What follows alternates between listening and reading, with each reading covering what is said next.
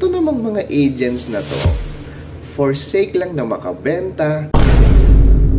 Morning, this is Rosie Motobalonos from SMDC Ahenteng Pinoy TV. Alam ko wala kayong pake sa pangalan ko. Ang topic natin ngayon ay ito, ay paalala ko lang sa lahat ng buyers na nag-avail ng free furniture program ni SMDC.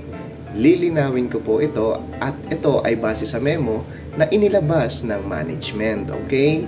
Paalala po, huwag nyo pong kagagalitan ang turnover group at ang ingay at ang mga turnover officers sa site. Bakit po? Pakatandaan na ang proseso ng free furnishing package ay maaring tumagal ng hanggang 30 working days mula sa petsa ng pagtanggap ng inyong unit. Okay? Kasi tinitiyak nito na ang unit ay malinis sa punch listing at lubos na tinatanggap ito ng unit owner bago install ang mga furnishings. Let me things clear out. Hindi po agad-agad i-deliver sa araw ng acceptance ang mga furnishing package ni SMDC. Ito namang mga agents na to, for sake lang na makabenta, langit at lupa ang pinapangako sa client or buyers. Joke! Ganun din naman din ako, pero alam natin yung yung timetable. So, kasi meron tayong tinatawag na na timeline, na meron po kasing timeline ang furnishing. May mga coordination pa yan. Una, sa araw ng pagtanggap ng unit, i-hand over ang unit sa SMDC Goods Days para sa furnishing, okay? Ilang linggo sa pagbibili at pagbibili ng furnitures at appliances. Ito ay umaabot ng 1, 2, o 3 linggo dahil dadaan pa to sa approval at pagbili ng mga gamit.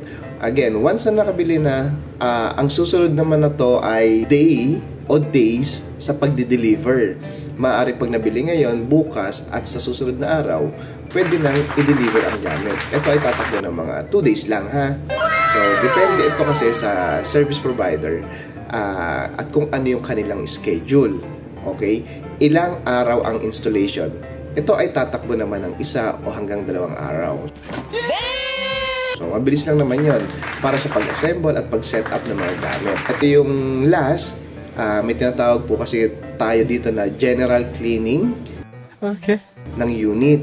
So, ilang araw yon? 1 lang yon. So, final cleaning ng unit bago i-hand over.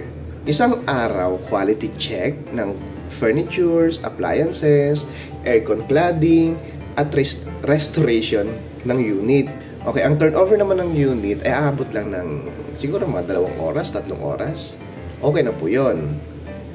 Ito ay tumutukoy ito sa official na turnover ng unit sa may-ari kapag kumpleto na ang lahat ng mga furnishing na furnitures. Bahala ka na, paano mo intindihin yun? Nagulat din ako. Ngayon, kung meron kang problema, mag-message ka sa comment section ng salitang o word na Team Reb. Magaling kang kupal ka! Ibibigay ko sa iyo ang email at mobile number ng leasing department and yung the goods days upang hindi ka mahirapan sa pagpaparent soon at paglalagay ng mga furnitures kung may problema man, okay? So, hanggang dito lang muna tayo. Happy business day!